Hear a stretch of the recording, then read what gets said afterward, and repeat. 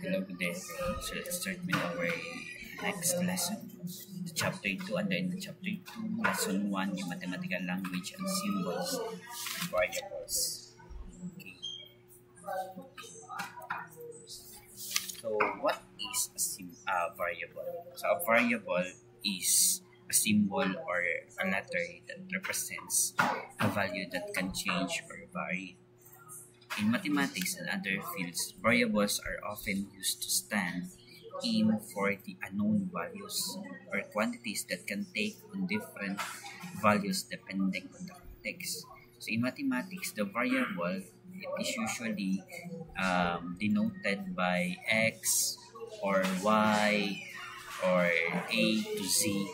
So that is the variable denoted by letters. And a variable is sometimes thought as a mathematical John Dewey because you can use it as a placeholder when you want to talk about something, but either and you imagine that it has one or more values but you don't know what they are. So you can use it as a placeholder. And number two, you want whatever you say about it to be equally true for all elements in a given set, and so you don't want to be restricted to considering only a particular concrete value for it. And let's have an example. Okay. What is the advantage of using variable?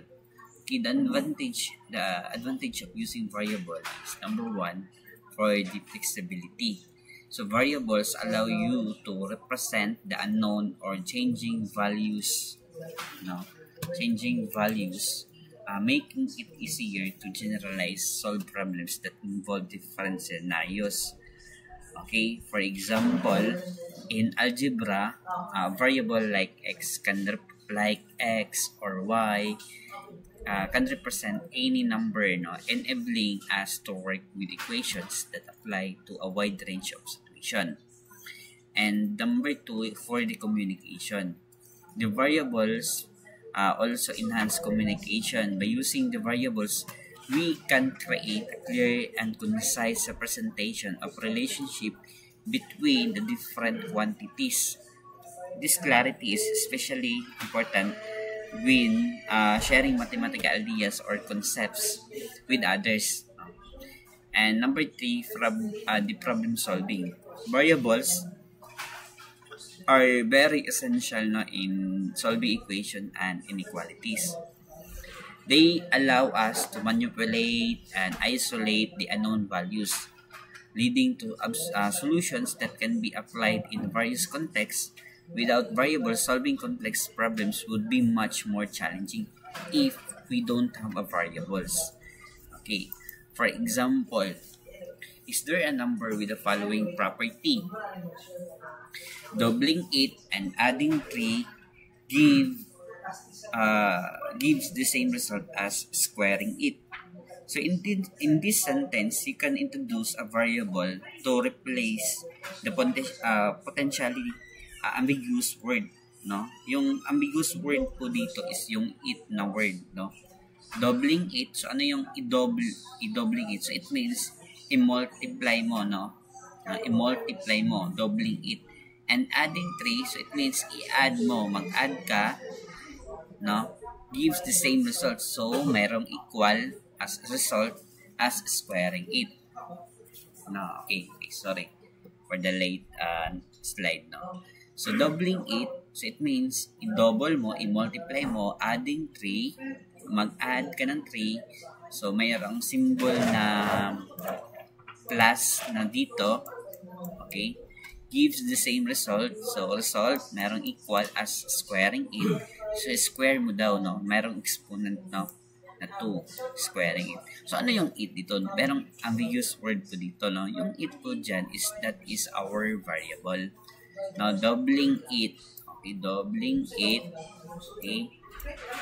Yung it po is represented by a variable.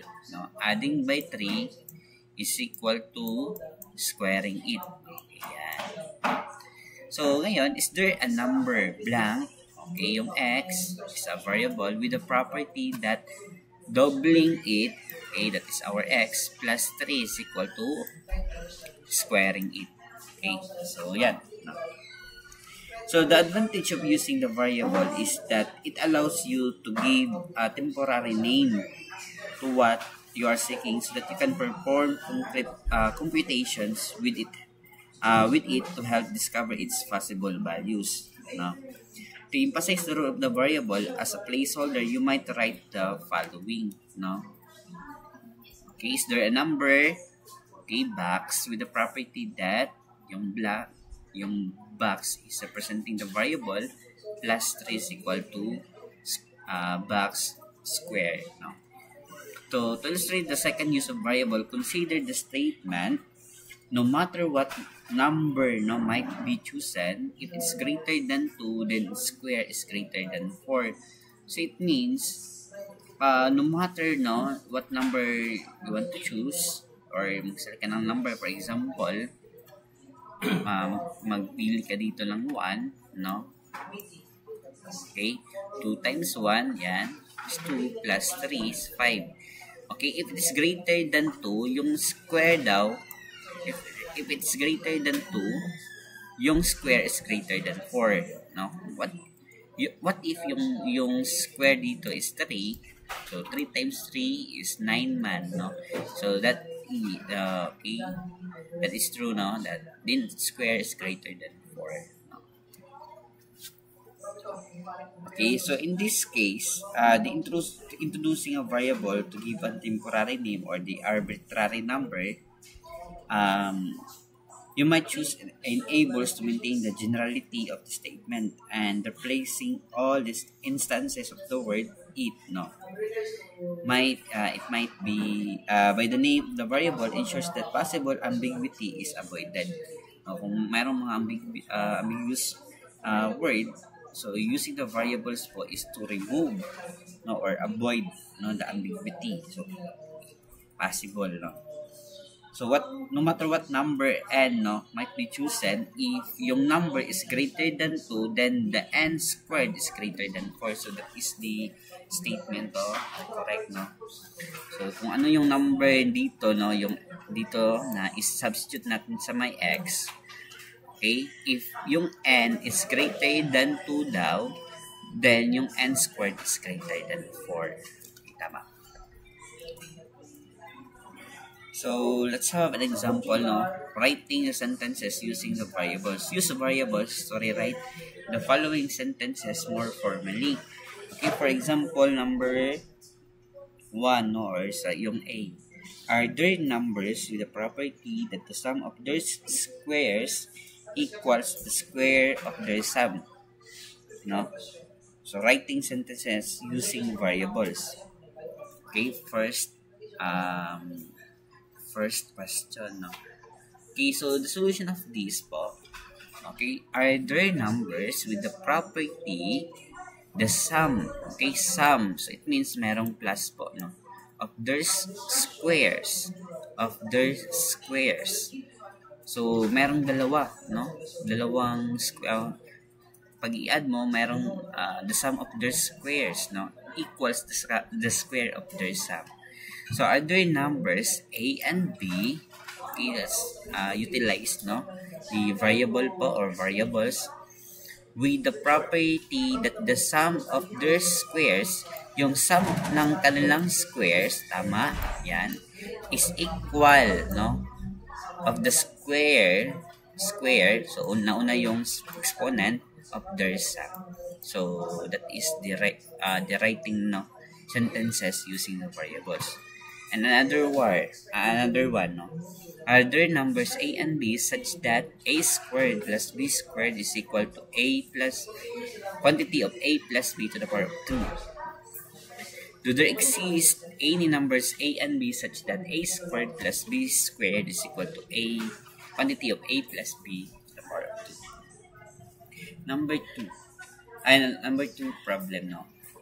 Given any real number, so any real number, its square is non-negative.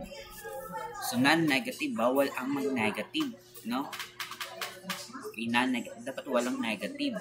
So, the solution of this, pag real number po, students, is kasali na po si rational number and irrational number. So, therefore, lahat ng mga numbers po, no, so that is a real number. Siya po ang highest, no, among numbers. Highest form of numbers, real numbers. Okay, the solution of this, given any real number, R, denoted by R, yung R squared is non-negative. Okay, bawal daw ang yung sa R squared is non-negative. For any real numbers, R, the R squared is greater than 0. So, tama naman, no? What if yung R natin dito is 1, yung R squared ng R is 1 man. Yeah, gahapon, no? So, yun, remaining siya. So, 1 is greater than or equal to 0. What if yung R is 0? No? So, the same lang po, no? Is greater than or equal to 0. So, yan, greater than or equal to 0. For all real number R squared is greater than or equal to 0. So, some important kinds of mathematical statement. Okay. We have three of the most important kinds of sentences in mathematics are universal statement, conditional statement, and the existential statements. Okay. So first, a universal statement says that a certain property is true for all elements in a set. So dapat yung universal statement po is true for all elements. For example, all positive numbers are greater than 0. Tama naman. No? Lahat ng mga positive numbers is greater than 0 talaga. No? Diba? From 0, 0.1, greater than 0 yan. No? Positive yan. Okay, so that is universal statement. Okay. And next naman is conditional statement. The conditional statement says that if one thing is true, then some of the other thing also has to be true. For example, pag conditional ha, if 378 is divisible by 18, so it means ma-divide siya ng 18, then 378 is divisible by 6. So, that is the conditional statement. Kung mag-true siya, okay, if mag-true siya ng isang statement, then some other thing is also has to be true. For example, 10 is divisible by 5, no? Then, 10 is divisible by 2. So, that is a conditional statement. Okay. Next naman is given a property that may or not be true, no? Given a property that may or may not be true. So, that is existential statement. Existential statement says that there is at least one thing for which the property is true. For example, there is a prime number that is even. Ano yung prime number that is even? Even, di ba yung even is divisible by 2? No? 2, 4, 6, 8, 10. Diba? So that is divisible by 2. Yung odd number naman is not divisible by 2. No? Okay, so at least one thing for which a property is true. For example, this a prime number that is even is, di ba yung prime number is cannot be factored out, no? For example, yung 3 is not cannot be factored out. Yung 5 can be factored out. Only the number itself, no, and 1. No? So there is a prime number that is even. Ano yan? So yung prime number po, mag-start yan ng 2. No? 2, 3, 5. Okay. Sulat ko. 2, 3, 5, 7, 8, hindi kasali sa 8, 9, hindi kasali 10, 11. Yan. So, ano yung prime number that is even? So, si 2. 2 is a prime number po. So, that is existential statement. Okay. Okay, that's an example of universal conditional statement. No, dalawa ito. Universal and conditional statement. Universal statement contains some variation of the words for all. universal for all, for any, for everything. No? And the conditional statement contain a version of the words if then, no? If then statement, no? And if then statement pag conditional. A universal conditional statement is a statement that is both universal, pwedeng maging universal, and pwedeng maging conditional. Here is an example, no? Okay, for all animals A, if A is a dog, so containing a variable po, A is representing by a dog. For all animals A, if A is a dog, then A is a mammal. They can be rewritten in ways that make them appear to be purely universal. So let's ito is universal conditional statement po ito, yung first statement po. So let's rewrite no into purely conditional.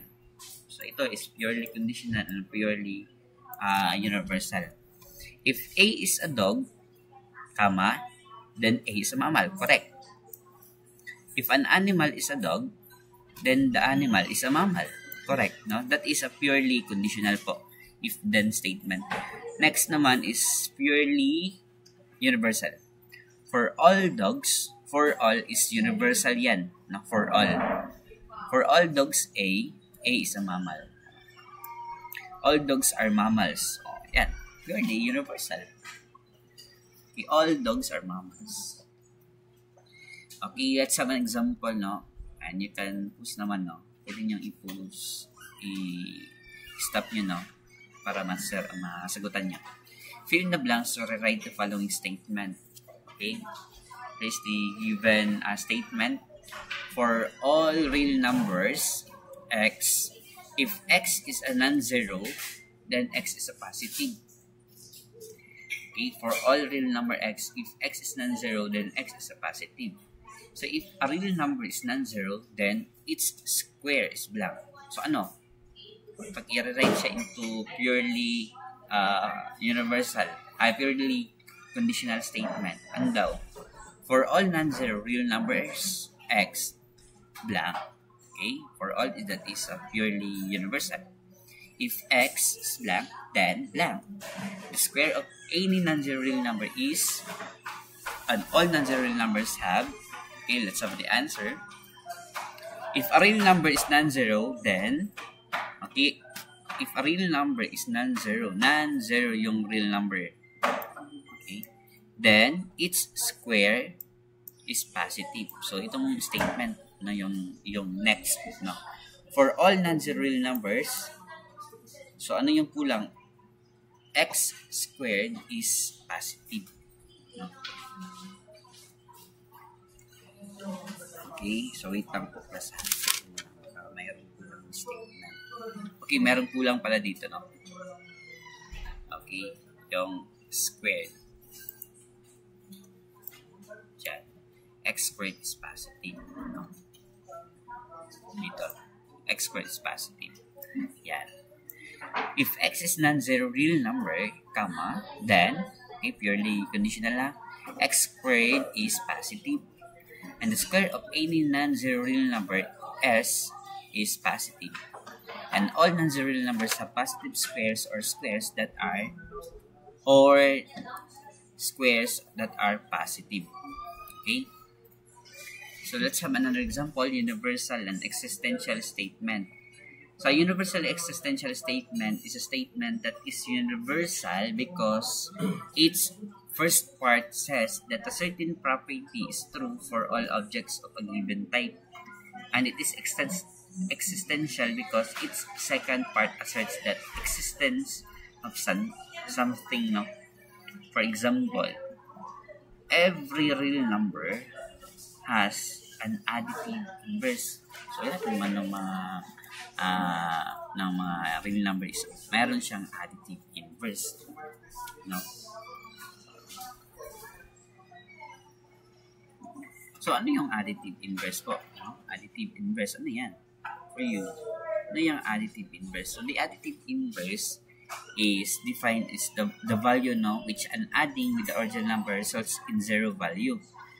For example, meron po tayong -1. So, what is the additive inverse of -1? No? So, yun, negative 1 plus 1 is equal to 0. Pag i-add mo, no, the summation of the two numbers is dapat mag-equal to 0. That is additive inverse. No? For all real numbers have additive inverses. Tama. No? Kahit 1,000,000, no? 1,000,000, no? Minus 1,000,000 is equal to 0. No? Lahat ng numbers. For all real numbers R, there is an additive inverse for R.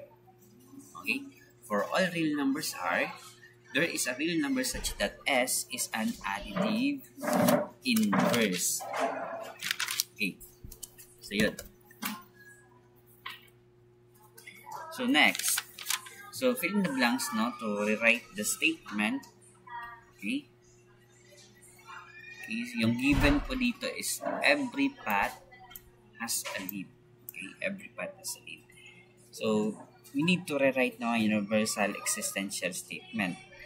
So, ayun, ano yung kasunod dito? All paths, okay, have leads. Okay. Next, for all paths P, there is a lead. Okay, a lead for P. For all paths P, there is a lead L such that L is a lead for P. Okay. So, let's have the answer po. Have lead. Okay. Have leads. Okay. For all paths P, there is a lead for P. Okay. A lead for P. Next, for all paths P, comma, there is a lead L such that L is a lead for P. Okay. So next one, the existential universal statement, no?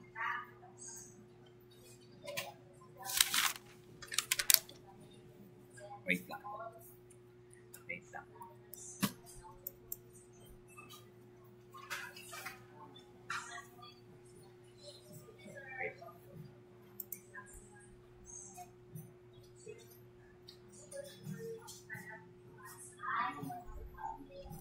Existential universal statement.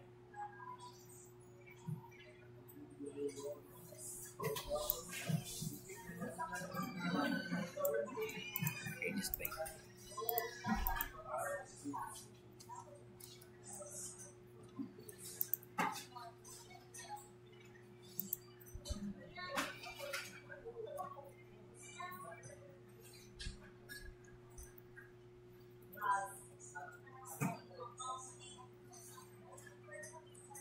Okay, ito.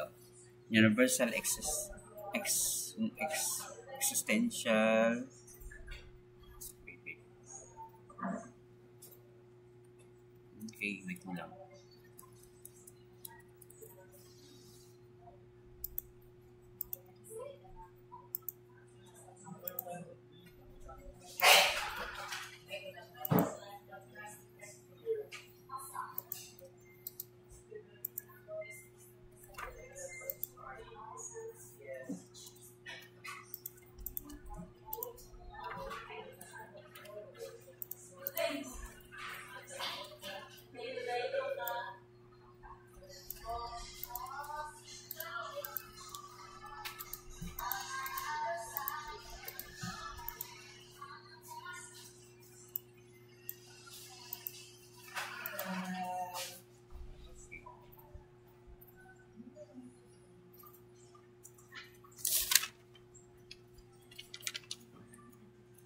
Continue.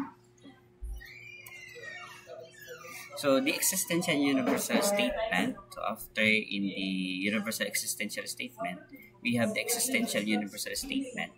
So this statement that is existential because its first part assert that a certain object exists and is universal because its second part says that the object satisfy a certain property for all things of a certain kind. For example, there is a positive integer that is less than, okay, or equal to every positive integer.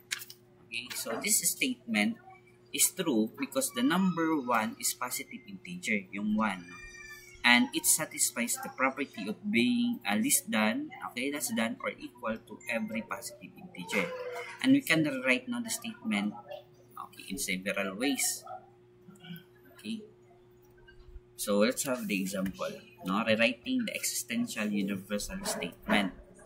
Okay, there is a person in my class who is at least as old as every person in my class. No, so we can write no in this as statement into existential universal statement. Okay, some blank is at least as old as. Okay, so what's next? There's a person P in my class such that P is blank. There's a person P in my class with the property that for every person Q in my class P is blank. So some, okay, person in my class, okay, is at least as old as every person in my class. So, tama. Now, there's a person P in my class such that P is at least as old as every person in my class. Tama. And there is a person P in my class with the property that for every person Q in my class, P is at least as old as Q. So, pwede naman no, na try mo sagutan ito, then i-post mo lang yung video. And that will be all my recorded discussion for this topic. Thank you. And ito na po yung references.